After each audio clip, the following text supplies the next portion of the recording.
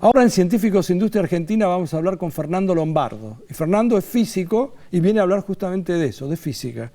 Y me anotó sobre el tema que va a hablar hoy y lo escribió así, este es el título: hacia un reloj casi 100 veces más preciso que los mejores de la actualidad. Claro, cuando uno dice esto no sé qué querría decir cuán precisos son los relojes actuales, pero leí un poquitito más adelante que la idea es que adelanten o atrasen, o sea, esa es la tolerancia, una vigésima o una décima parte de segundo, pero cada 14.000 millones de años, que es más o menos más tiempo que todo el universo, ¿no? El universo son 13.500 millones de años. O sea que tendríamos que esperar otro universo más.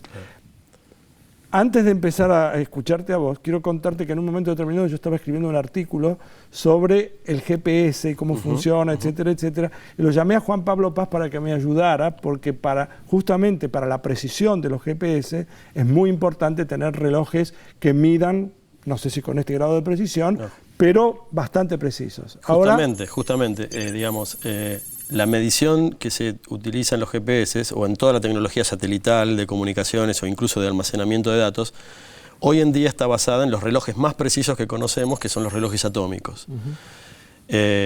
Digamos, eso es fundamental, no solo la precisión en la medición de lo que es un segundo, sino que, por ejemplo, en el problema de los GPS hay cosas extra que tienen que ver con la relatividad, digamos, la teoría de la relatividad especial, a qué altura están, a qué velocidad se mueven, para que un GPS pueda determinar la posición de una persona con un error de algún metro en 20.000 kilómetros de distancia.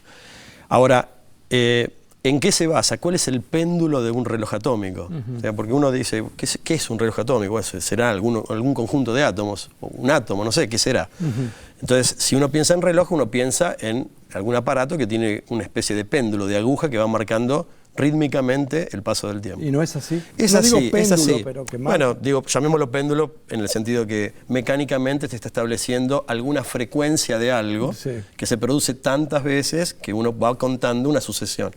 Entonces, justamente el reloj atómico es eso, y la aguja o el péndulo de ese reloj son los electrones, que cuando van haciendo transiciones en los niveles de energía del átomo, nosotros conocemos con muchísima precisión esos saltos de frecuencia, esos saltos de energía que como si lo produciendo. escucháramos los tic-tac, exactamente, solo que de los electrones. Exactamente, por cada caída de un nivel de energía a otro, de un electrón, nosotros sabemos cuál es la energía y esa energía nos da una información directa sobre la frecuencia y uno puede medir el tiempo utilizando al electrón como péndulo, si querés. Bien, un grupo de investigadores descubrieron o se dieron cuenta que si uno podía utilizar rayos láseres sobre un átomo de manera tal de direccionar a los electrones como uno quiera, lo que pasa a ser el péndulo de este nuevo reloj ya no son los electrones, sino son los neutrones, que son esas partículas que están dentro del núcleo del átomo.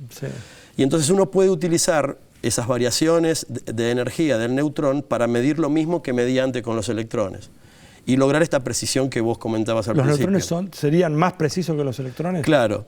¿Por qué? La pregunta es ¿por qué son más precisos? Porque me parece como que estuvieran juntos, qué sé yo. Bueno, lo importante es que la fuerza que mantiene unido al electrón en el átomo es mucho más débil que la fuerza que mantiene unido al neutrón dentro del núcleo.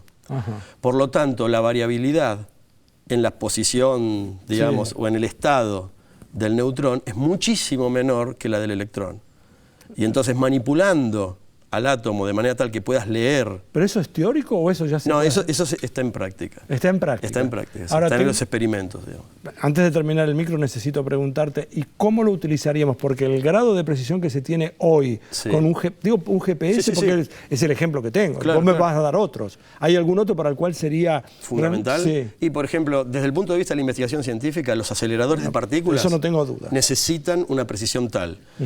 Pero todo lo que tenga que ver con telecomunicaciones y almacenamiento de datos dependen sustancialmente de la medición del tiempo y de las frecuencias asociadas, lo que se llama el ancho de banda de la señal que están recibiendo. O sea que tendríamos una aplicación que no sea directa. Una aplicación, digamos, de ciencia básica. No, claro. Lo que vos dijiste de los GPS es inmediato. Todo lo que tenga que ver con telecomunicación satelital y que necesita la coordinación temporal de distintos aparatos a distancias enormes, es vital conocer la distancia y por lo tanto ir el tiempo. Él es Fernando Lombardo, habla de física aquí en Científicos Industria Argentina. Nosotros seguimos con el programa.